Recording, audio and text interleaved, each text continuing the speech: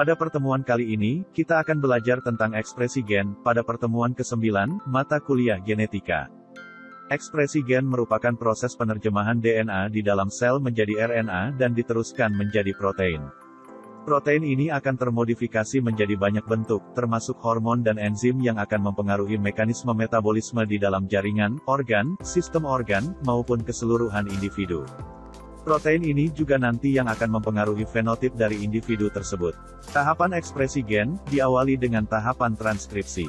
Transkripsi adalah tahapan pengubahan DNA yang merupakan gen menjadi mRNA, dengan bantuan berbagai faktor pendukung. mRNA ini merupakan salinan gen yang nantinya akan menjadi template pembentukan protein pada tahapan translasi. Pada organisme eukariotik, transkripsi berlangsung di dalam nukleus, sedangkan pada organisme prokariotik, transkripsi berlangsung di sitoplasma. Tahapan transkripsi eukariotik berlangsung pada nukleus sedangkan sel prokariotik berlangsung pada sitoplasma. Hal ini dikarenakan sel eukariotik tidak memiliki nukleus. Pada sel prokariotik, transkripsi dan translasi dapat terjadi secara bersamaan, sedangkan pada sel eukariotik, transkripsi dan translasi terjadi secara bertahap. Produk akhir translasi dalam sel eukariotik merupakan bahan dasar terjadinya translasi pada sel tersebut. Pada sel eukariotik, terdapat satu tahapan yang disebut dengan RNA processing, di mana pre-mRNA yang dihasilkan dari proses transkripsi, akan diproses menjadi mRNA sebelum ditransfer keluar nukleus. Sedangkan pada sel prokariotik, tahapan ini tidak terjadi. Tahapan transkripsi, diawali dengan berjalannya transcription factor di sepanjang DNA, untuk menemukan start point dari gen. Umumnya, transcription factor akan menemukan tata box terlebih dahulu. Tata box merupakan nukleotida dengan panjang sekitar 200-300 nukleotida yang terdiri dari basa nitrogen timin dan adenin. Setelah tata box ditemukan, sekitar 25 nukleotida dari posisi tersebut, maka akan ditemukan start point transkripsi. Setelah itu, transcription factor akan menempel pada wilayah start point sehingga RNA polimerase 2 dapat mengenali posisi tersebut. RNA polimerase 2 akan menginisiasi terjadinya transkripsi. Memahami transcription factor dan tata box sangat penting, di mana penemuan posisi ini dapat digunakan dalam mekanisme rekayasa genetika, untuk mengaktifasi gen yang ditanamkan pada tanaman atau hewan transgenik. Berikut merupakan contoh hewan dan tumbuhan yang berhasil ditanamkan gen yang mengekspresikan enzim luciferase, sama dengan enzim yang terdapat pada abdomen kunang-kunang, sehingga mampu berpendar di tempat gelap. Setelah tahapan inisiasi, enzim RNA polimerase akan mencetak rantai RNA berdasarkan template yang terdapat pada DNA. Tahapan ini akan berlangsung terus-menerus hingga ditemukannya wilayah terminasi pada DNA. RNA polimerase juga mengkonversi basa nitrogen timin menjadi urasil pada rantai RNA. Tahapan ini menjadi sangat vital, karena kesalahan dalam tahapan ini, dapat menyebabkan kesalahan pembentukan urutan RNA yang juga akan menyebabkan kesalahan pembentukan protein. Hasil akhir dari tahapan transkripsi adalah pre-mRNA.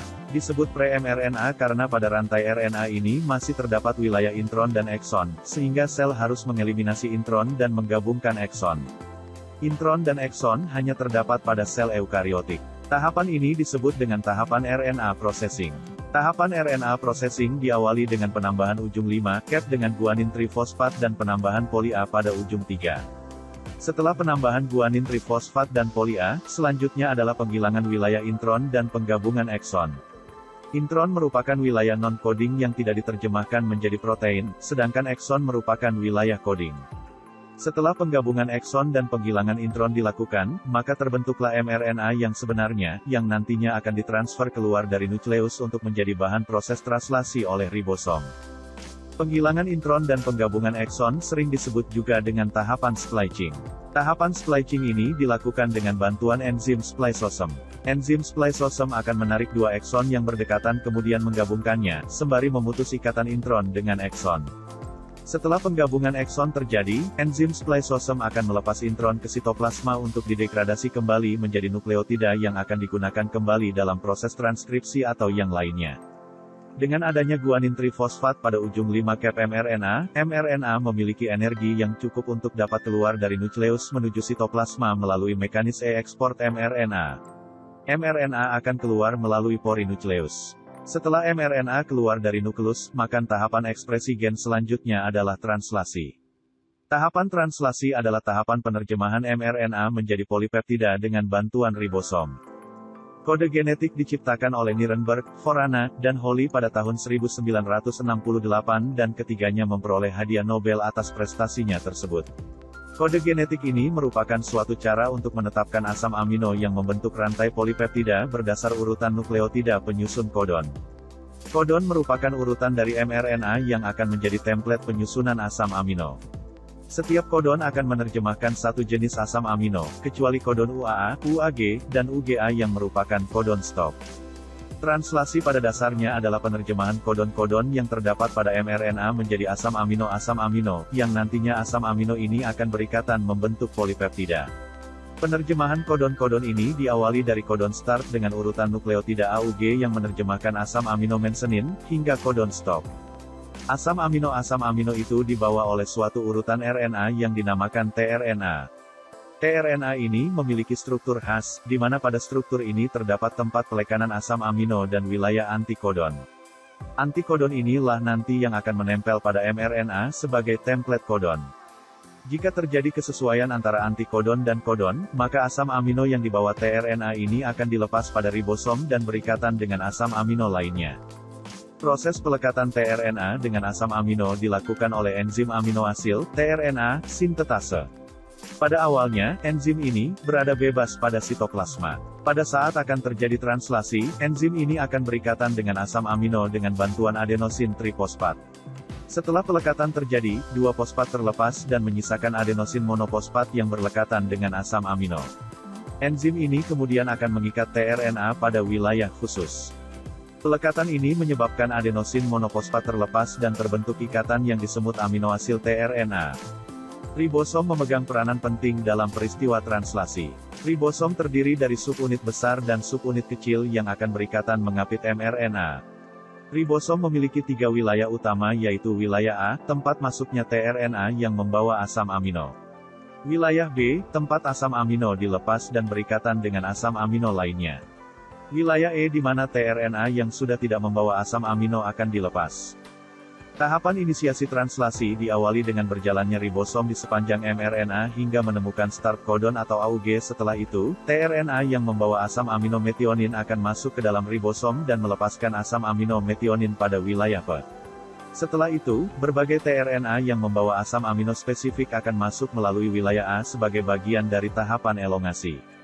Pada tahapan elongasi, berbagai tRNA dengan antikodon yang sesuai akan masuk ke dalam ribosom untuk melepaskan asam aminonya, lalu masuk ke wilayah E untuk melepas tRNA dari ribosom. Demikian seterusnya hingga sampai pada kodon stop. Kodon stop tidak menerjemahkan asam amino, tetapi memberikan sinyal pada release faktor untuk masuk ke dalam wilayah A pada ribosom yang akan menginisiasi terjadinya terminasi translasi. Setelah release faktor menempel, ribosom akan melepaskan diri dari mRNA, lalu terpisah antara subunit kecil dan subunit besarnya. Polipeptida yang telah dibentuk akan diproses lebih lanjut pada badan Golgi untuk menjadi protein yang fungsional.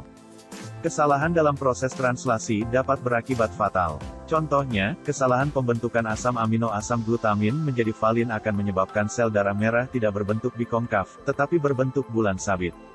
Walaupun demikian, terdapat beberapa jenis mutase pada kesalahan penerjemahan mRNA pada tahapan translasi.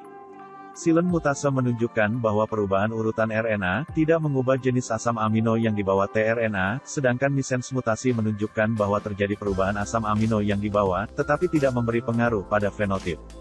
Nonsense berarti terbentuknya kodon stop di tempat yang tidak seharusnya, sehingga tahapan translasi tidak sampai selesai. Pada sel prokariotik, tahapan translasi dan transkripsi dapat terjadi secara bersamaan. Bahkan dalam satu mRNA, proses translasi dapat terjadi berulang-ulang kali dan dalam waktu yang bersamaan.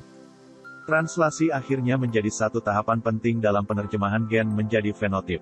Kesalahan dalam translasi dapat berakibat fatal terhadap fenotip yang dibentuk. Selanjutnya, polipeptida yang dibentuk akan dibawa menuju kompleks Golgi untuk diubah menjadi protein fungsional yang akan mempengaruhi fenotip maupun metabolisme yang terjadi pada sel.